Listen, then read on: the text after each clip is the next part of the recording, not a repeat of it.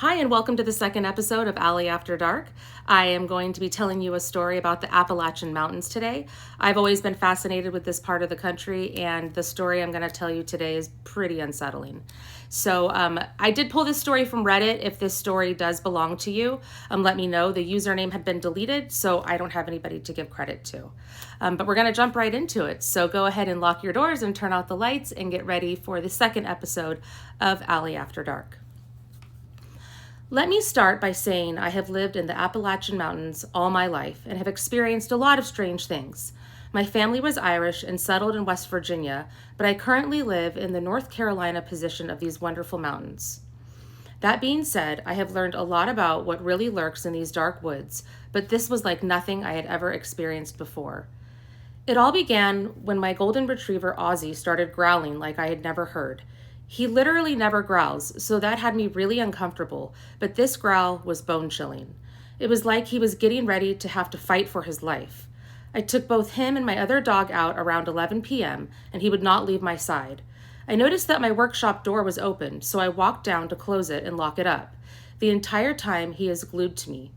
Ozzy also kept trying to get in between my legs, still growling and all of his hair sticking straight up like a feral animal. The second I closed the door, all hell breaks loose in the woods. It sounded like 50 full-grown men had broken into full sprint, tearing through the woods. Trees were shaking and branches falling. In all my life, I have never been that scared. We got back in the house, and I got my pistol and mag light to figure out what the hell was out there. When the dog and I got back outside, we were surrounded by what sounded like people mumbling. It was everywhere. I shined the light all over the woods and couldn't see anything, but the sound was coming from all around. It sounded as if you go into a full gym of people to baby mumble. You could almost make out words. That's why I don't think it was an animal.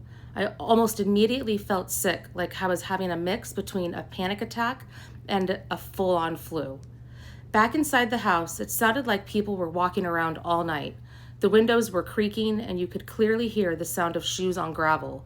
The mumbling never stopped. Every time I got up to check the house, my feet would touch the floor, and it would get dead silent.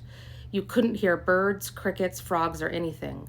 I was terrified and didn't sleep a wink. The air felt thick and evil all that night, and the only way I can imagine it is feeling like a wet quilt being tossed over you. I'm looking for any answers as to what this could be. This wasn't like the normal spooky stories of my grandma and great uncles used to tell me.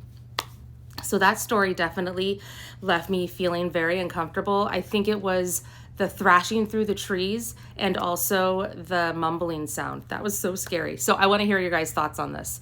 Definitely comment below and tell me what you think, or if you've experienced something similar.